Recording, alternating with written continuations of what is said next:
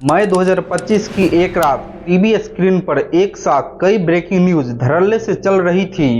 इस्लामाबाद कब्जा कर लिया गया, कराची पोर्ट तबाह कर दिया गया, पाकिस्तान के प्राइम मिनिस्टर ने सरेंडर कर दिया, पाकिस्तान में मिलिट्री कू हुई, मिसाइल्स लॉन्च होते हुए विजुअल्स, सायरन की आवाज़ें, एक्सप्लोजन का दृश्य। देश की आधी आबादी रात भर टीवी स्क्रीन से चिपकी हुई थी। अगली सुबह इनमें से एक भी दावा सच नहीं निकला। जी हाँ, एक भी नहीं। वो सवाल यह है, अगर यह सच नहीं था तो क्या रात भर झूठ दिखाया गया? मैं हूं अभिनव, आप देख रहे हैं द आवर पर्सपेक्टिव और इस एपिसोड में यही समझेंगे। आज हम डिकोड करेंगे वॉर इकोनॉमी की एक ऐसी कड़ी को जिसका खुद कोई हथियार और सेना नहीं है, बल्कि वो स्क्रीन है जो हर घर में मौजूद है। एक बात पहले साफ कर देना जरूरी है, यह एपिसोड भारत की सुरक्षा नीति पर सवाल नहीं है। ऑपरेशन सिंदूर भारत का अपना संप्रभु निर्णय था और भारतीय सेना का सम्मान इस एपिसोड में कहीं से कम नहीं होगा। सवाल सिर्फ इतना है, जब देश की सेना अपना काम कर रही थी तब कुछ न्यूज चैनल्स क्या कर रहे थे? पूरी वॉर इकोनॉमी सीरीज को देखने के लिए प्लीज सब्सक्राइब कीजिए।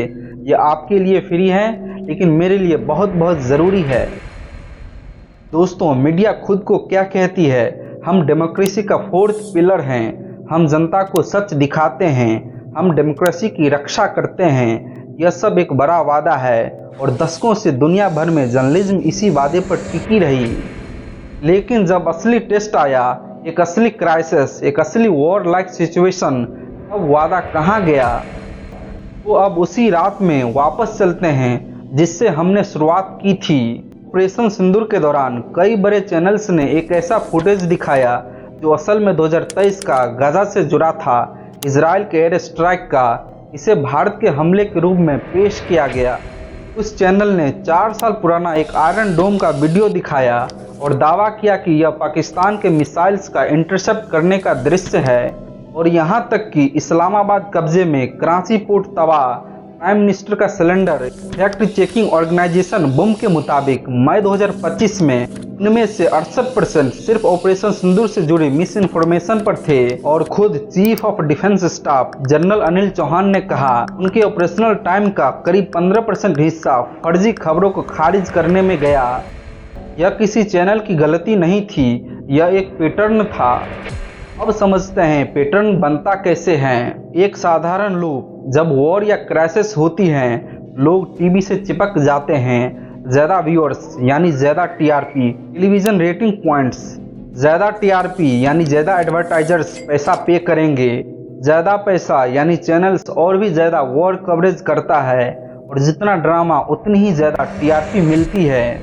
इस लूप में एक चीज़ की कोई जगह नहीं होती, वेरिफिकेशन का समय। दोस्तों, एक सिंपल सा गणित समझिए। एक न्यूज़ चैनल्स का सामान्य दिन का व्यूअरशिप मान लीजिए 10 लाख, और वॉर कवरेज के दौरान वही लाख करोड़ों में पहुंच जाता है, और एडवर्टाइजिंग रेट्स व्यू के अनुसार तय होती हैं। तो आप ही सोचिए, ऐसे में चैनल्स के लिए क्या फ़ायदेमंद है, वॉर जल्दी खत्म हो या लंबी चले? इनमें इंडिविजुअल्स एंकर की नैतिकता की कमी नहीं है। यह एक सिस्टम है जो स्पीड को रिवॉर्ड करता है, एक्यूरेसी को नहीं। अब इस पैटर्न को ऑपरेशन सिंदूर के दौरान विस्तार से देखते हैं। 7 मई 2025 को एक बड़े हिंदी न्यूज़ चैनल्स ने मिसाइल्स लॉन्च होते हुए विजुअल्स दिखाए और दावा किया कि यह बहावलपुर में भारत का हमला है। कुछ ही समय में रिवर्स इमेज सर्च से यह साबित हो गया कि यह फुटेज असल में अक्टूबर 2023 का था। यह फुटेज सिर्फ एक चैनल तक सीमित नहीं रहा, कई और बड़े चैनल्स ने भी वही विजुअल्स इस्तेमाल किए। 2 दिन बाद वही पैटर्न फिर दोहराया गया। और इन सब में सबसे दुखद केस जम्मू के पूंछ में एक मौलाना इकबाल, जिनकी सीमा पार से हुई गोलीबारी में मृत्यु हो गई। उन्हें कुछ रिपोर्ट में गलत तरीके से आतंकवादी के रूप में दिखाया गया। उनके परिवार को इस गलत पहचान के बाद कानूनी लड़ाई तक लड़नी पड़ी। यह सिर्फ एक गलती नहीं थी, यह एक इंसान की गरिमा का सवाल था जो अब इस दुनिया में नहीं रहे अपनी सफाई देने के लिए।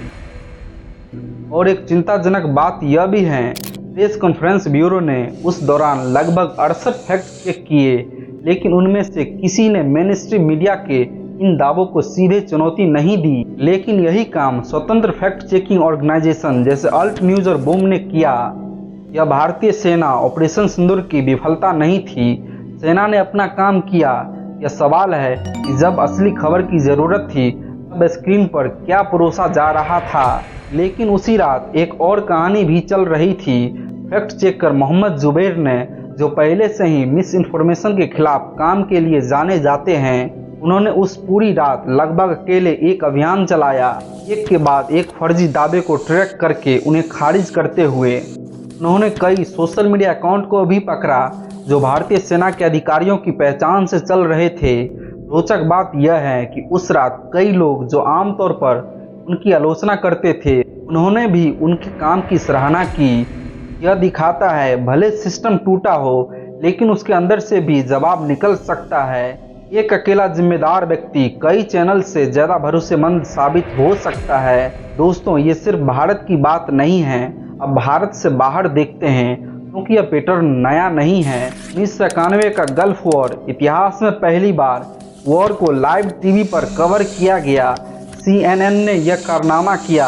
लेकिन एक दिलचस्प बात यह भी डॉक्यूमेंटेड है, पेंटागन ने खुद CNN की उस लाइव कवरेज को अपनी रणनीति का हिस्सा बनाया। उन्होंने जानबूझकर एक नकली नौसेना तैयार दिखाई ताकि इराक को लगे कि हमला समुद्र से होगा, जबकि असली हमला जमीन से हुआ। यानी मीडिया सिर्फ खबर नहीं दे रही थी, बल्कि दोनों तरफ से इस्तेमाल भी हो रही थी। फिर आता है 2003 का इराक वॉर। न्यूयॉर्क टाइम्स जैसे भरोसेमंद अखबार ने बिना ठीक से वेरीफाई किए इराक में WMD की होने की कई आर्टिकल्स लिखे। 2003 तक करीब 35% अमेरिकी नागरिक यह मानने लगे कि यह हथियार मिल गई है, जबकि असल में कभी मिले ही नहीं।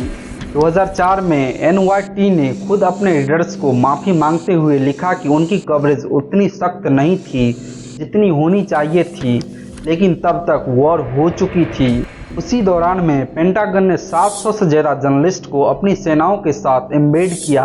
इसका मकसद था वह सिर्फ वही दिखा सकते थे जो मिलिट्री अलाउ करे। प्रेस फ्रीडम के नाम पर यह एक तरह से कंट्रोल इन्फॉर्मेशन चल रही थी। पैटर्न साफ है, चाहे 1991 हो, 2003 हो या 2025, हर बड़े वॉर या क्राइसिस में मीडिया और सत्ता के बीच का रिश्ता उतना ट्रांसपेरेंट नहीं होता जितना दिखता है। एक और लेयर है जो अक्सर नज़र नहीं आती। अमेरिका में दशकों तक NBC की JE ऑन करता था, और JE खुद एक डिफेंस कॉन्ट्रैक्टर थी जो हथियार बनाती थी। यानी जो कंपनी हथियार बना रही थी वही उन हथियार से जुड़ी वॉर की खबर भी दिखा रही थी। भारत में भी बड़े कॉर्पोरेट घराने, मीडिया कंपनीज के मालिक और उनके बिजनेस इंटरेस्ट अक्सर सरकार और राजनीति से जुड़े होते हैं। इसका मतलब यह नहीं कि हर कवरेज पक्षपाती है, लेकिन यह ओनरशिप स्ट्रक्चर समझना जरूरी है ताकि हम एक इन्फॉर्म व्यूअर्स बन सकें। तो इन सब का क्या मतलब है कि हमें न्यूज़ देखना बंद कर देना चाहिए? बिल्कुल नहीं। मतलब यह है कि हमें ज़्यादा सजग व्यूअर्स बनना है।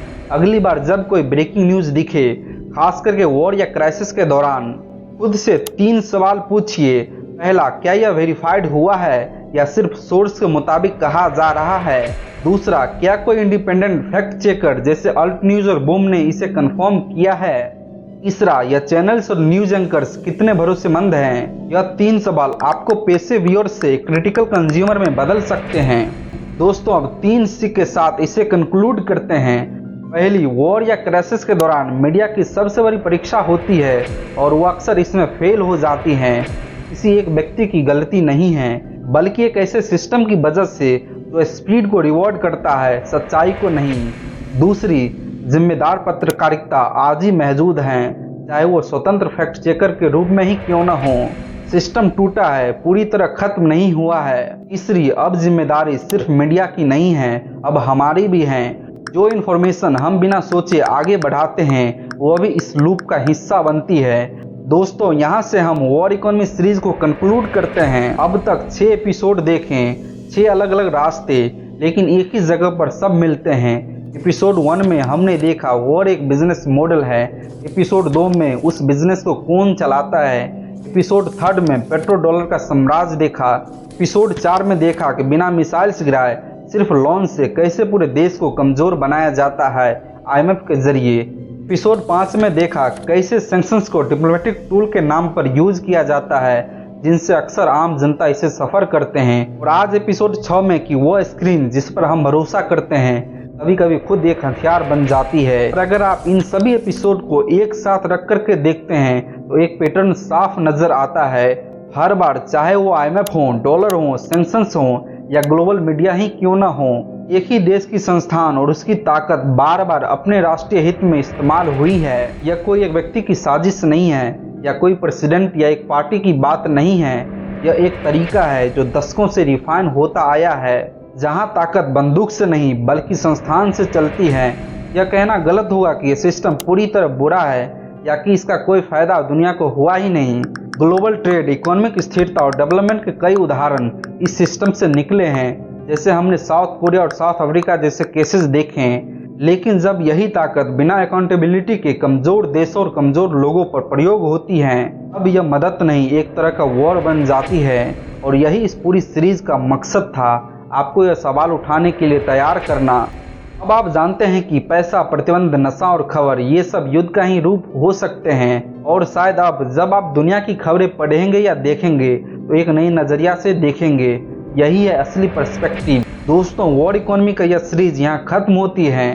अगर आपने अभी तक पूरी सीरीज नहीं देखी या किसी एपिसोड को दोबारा देखना चाहते हैं तो डिस्क्रिप्शन में दिए गए वॉर इकोनॉमी प्लेलिस्ट को जरूर चेक कीजिए। और हाँ, इस सीरीज में आपको सबसे ज्यादा पसंद क्या आया, कौन सा एपिसोड सबसे इम्पैक्टफुल रहा,